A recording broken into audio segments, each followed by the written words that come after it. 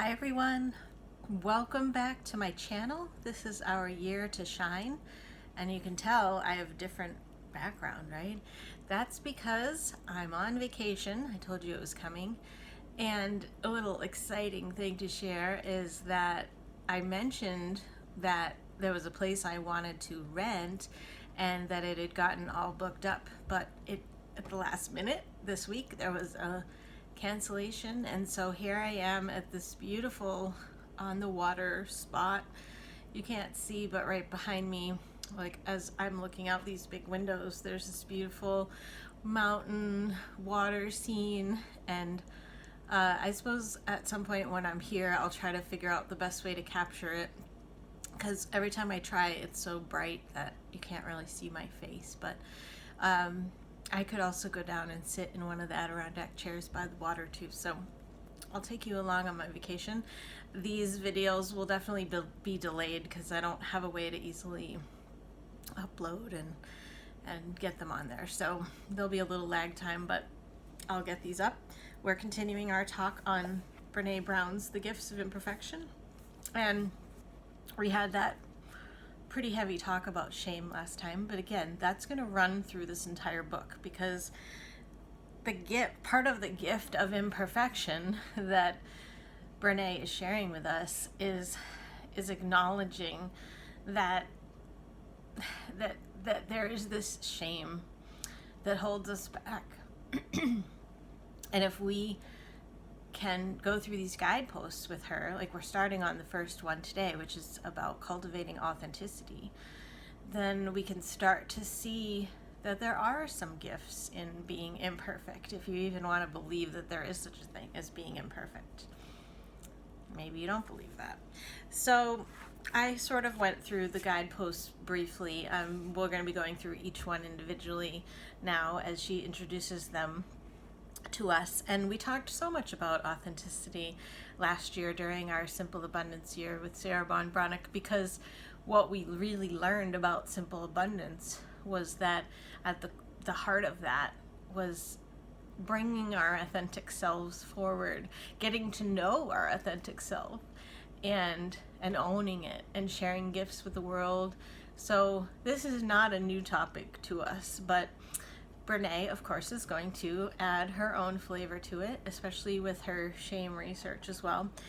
And with each guidepost, there's always something that we're letting go of in order to cultivate the guidepost. So in the case of authenticity, we're letting go of caring what other people think of us. What do you think about that? Do you think you could do that? I mean, when we think about imperfection or perfectionism, it's all about what other people think about us, isn't it? So how do we let go of that? Brene is going to help us. So, and some points that she makes about being authentic I thought were really interesting. She said before she started her research, she thought people were either authentic or inauthentic. But it's not like she found out that being authentic means that you lack in authenticity or vice versa, but that it's more about the way that we're used to framing the term being authentic. So for instance, she says she's a very authentic person, like you might say that about somebody. But as she started immersing herself in the research and doing her own personal work, she says, I realized that, like many desirable ways of being, authenticity is not something we have or we don't have. It's a practice, a conscious level of how we want to live. And what do you think? Like, as I think the word living authentically, especially with all the talk that we did last year, I think we have a good sense of what it is. So do you think that you're living in an authentic way? Do you think that you've owned who you are?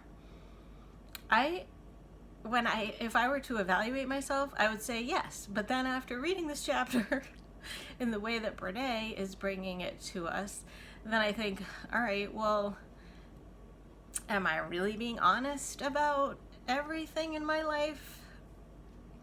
Probably not. But aren't there some things, like we talked about shame so much last time, and I was really forthcoming. Aren't some of those things that I'm going to keep to myself? Like, I'm not going to, like, say maybe I had, like, murdered somebody in the past or something, like, am I going to shout that from the rooftops? And by the way, I didn't do that, just so don't think I was not in jail or anything, but, like, if that were the case, am I going to shout that from the rooftops? Like, maybe, I don't know. That might be a part of being authentic, but that there might be things that I still keep to myself. Does that mean that I'm being inauthentic? I don't think so, because I think you can choose what you share with people, and something like that might not even be relevant to share. I mean, that was a really weird example, but it might be good to share that if that were your thing, just so that people were aware, I suppose, but could be said for anything.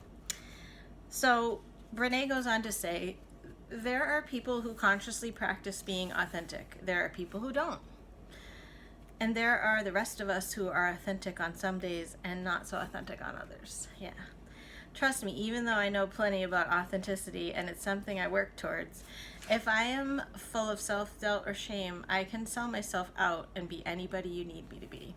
So my opinion of the way that Brene talks about being authentic in this chapter is more about self-confidence when I think about this, because she brings up a lot of points about being afraid to speak your truth. Like our self-care challenge for this month is about using our voice, right?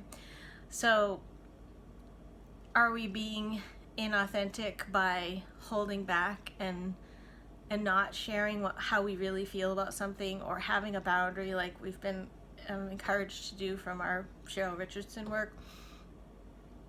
I think Brene brings a lot of that in. Like, she's talking about how she may conform and sort of like slink back instead of really shining through and bringing her opinion to the table, just because that can be harder in some cases. I would say in that respect, I have a pretty strong personality, so I don't consider myself to be timid or afraid to show that, and maybe I should in some cases because it can be kind of obnoxious. No, I'm just kidding. But I can see how, like, if you struggle with finding your voice, like our self-care challenge this month, that this way that Brene is talking about it would really resonate with you more. So given the magnitude of the task at hand, being authentic in a culture that wants us to fit in and people please, Brene says, I decided to use my research to develop a definition of authenticity that I could use as a touchstone. Of course she did, because she likes to tell us all these definitions. So here's her definition. Authenticity is the daily practice of letting go of who we think we're supposed to be and embracing who we are. Choosing authenticity means cultivating the courage to be imperfect, to set boundaries, and to allow ourselves to be vulnerable. Exercising the compassion that comes from knowing that we are all made of strength and struggle. And nurturing the connection and sense of belonging that can only happen when we believe that we are enough. So that's why when I read all of that, I thought, before reading that, I thought, like, oh, I'm pretty authentic. I don't hide who I am. There's, of course, secrets and things about me that I don't bear to everybody, but that's fine. But then when I read that, I thought, like, like how, I mean, I'm not trying to say that I'm failing at everything, but, you know, I believe that I'm enough? Not probably in every case. And am I exercising compassion for myself in every way? Probably not. And am I cultivating the courage to be imperfect? Probably not. We're going to talk about perfectionism. That's the next guidepost on the next one. So yeah, I thought, like, well, maybe I'm really not being authentic. I thought I was. So she goes on to say, authenticity demands wholehearted living. That's what we're learning about. And loving, even when it's hard, even when we're wrestling with the shame and fear of not being good enough, and especially when the joy is so intense that we're afraid to let ourselves feel it. Isn't that interesting? Have you ever thought about joy being so intense that you're afraid to let yourself feel it? wonder if you can think of a situation like that. There isn't something coming to my mind personally. Mindfully practicing authenticity during our most soul-searching struggles is how we invite grace, joy, and the gratitude into our lives. And she also says that, like, in those definitions, in those bullet points that she just gave us, that she's woven in, or it just happens to be this way, that the guideposts that we're going to be talking about in this book are really in a lot of that. So that's probably why she starts with this one particular one, because if you let go of what people think, doesn't that mean that, like, we haven't talked about perfectionism yet, but doesn't that mean that perfectionism wouldn't matter? Doesn't that mean that your shame wouldn't even matter? Doesn't that mean that you wouldn't even be, like, identifying what your imperfections are, because you wouldn't even be holding yourself to some sort of a standard? So of course that's going to be guidepost number one. It might be the hardest one, but that's probably the cornerstone of this whole gift of imperfection topic that we're talking about. She goes on to say that E.E. Cummings says that choosing authenticity is not an easy choice.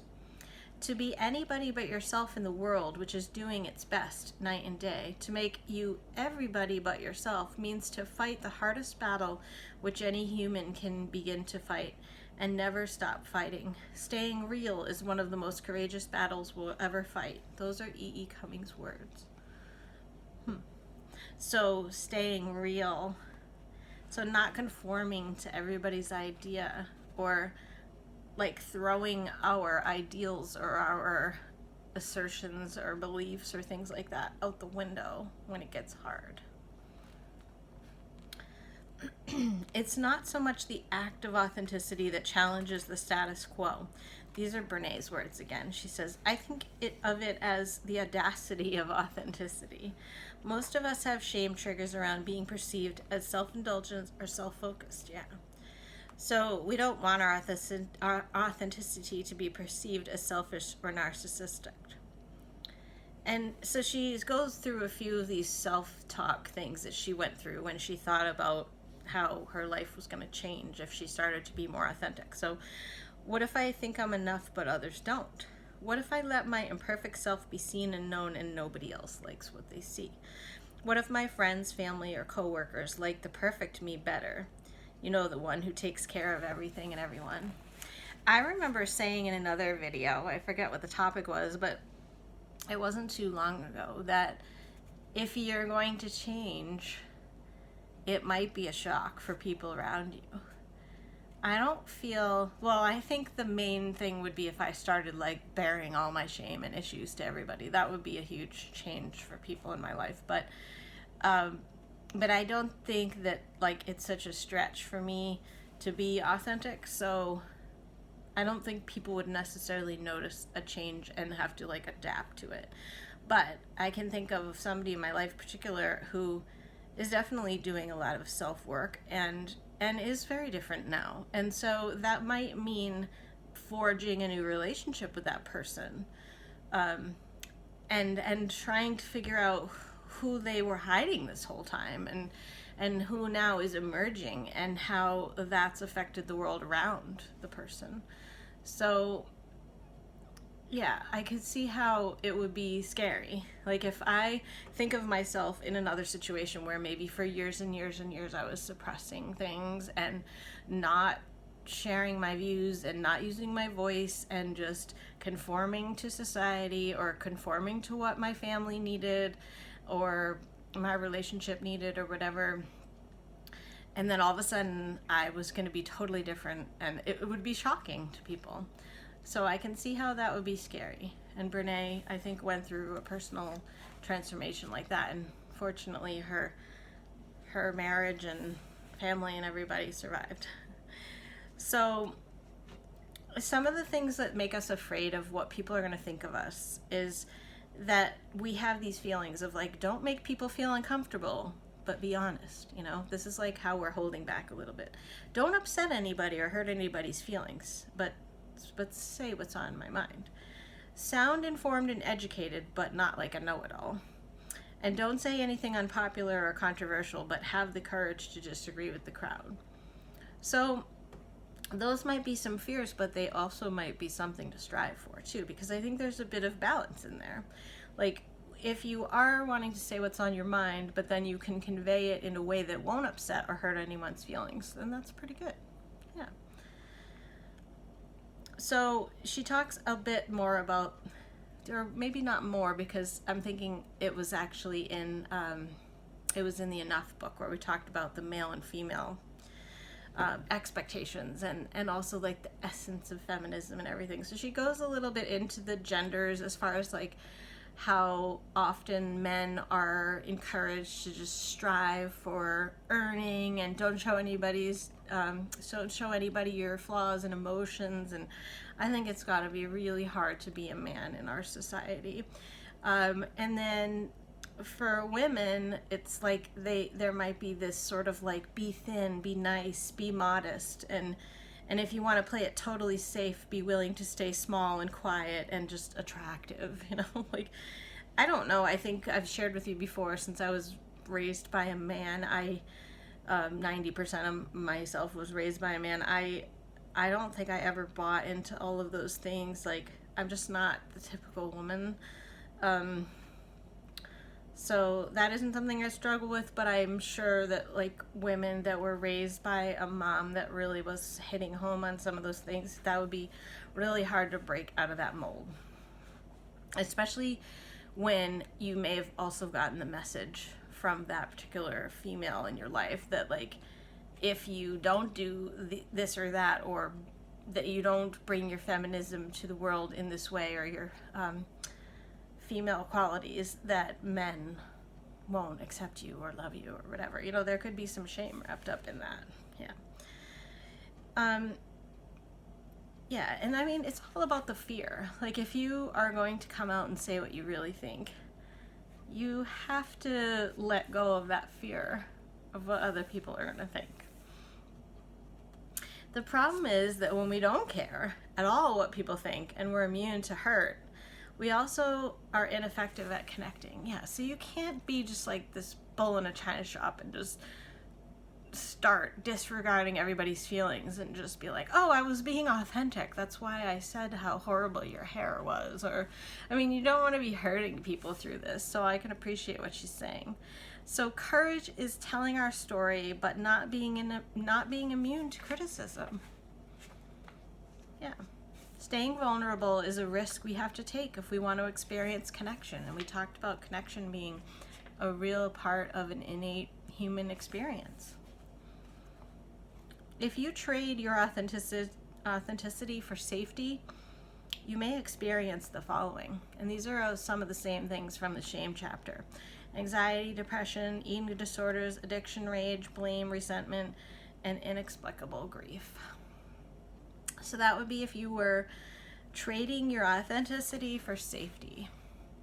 So you're just keeping to yourself and being as little as possible, like I said, sort of like quiet and in the background. Yeah, when you wouldn't be truly living from the heart and really sharing your gifts and letting people know who you really are. I could see how it would bring you to that point with all those things that she already listed for us in the other chapter too. Sacrificing who we are for the sake of what other people think, it just isn't worth it, she says. There can be authenticity growing pains for people around us, but in the end, being truly true to ourselves is the best gift we can give the people we love. It's a gift, right? So she says, my authenticity practice can be hard on her family, Steve and the kids, she says, mostly because it requires time, energy, and attention. But the truth is that all these same people are engaged in the same struggle, because we all are. Again, she always tells us, like, we're all human. And remember I told you that I remembered that there was a digging deep thing in each chapter? It was weird because the first couple chapters didn't have it, and I thought, did I just imagine that, or was that a part of the book club maybe? But now that we're into the guidepost sections, there are little dig deep activities at the end of each one. So I encourage you to read those. For this chapter, 53 and 54 is where she goes into them. So she has, again, remember the dig deep is get deliberate, get inspired, and get going. So I encourage you to read those as well.